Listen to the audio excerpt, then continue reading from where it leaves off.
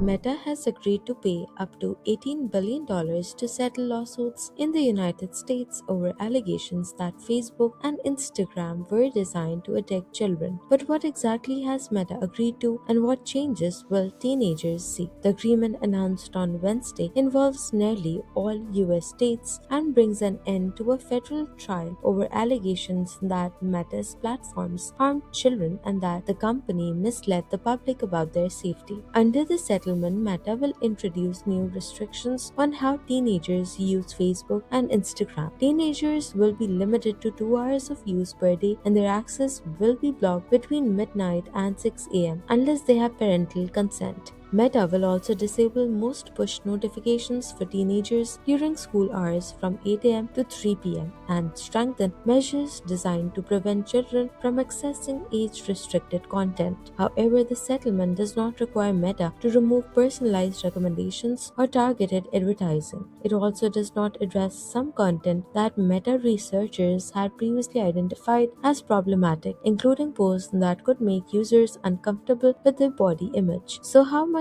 will Meta pay? The company has agreed to maximum payments of about $16.7 billion to 47 US states, Washington, D.C., and several US territories. California could receive $2.2 billion, while New York could receive $1.1 billion.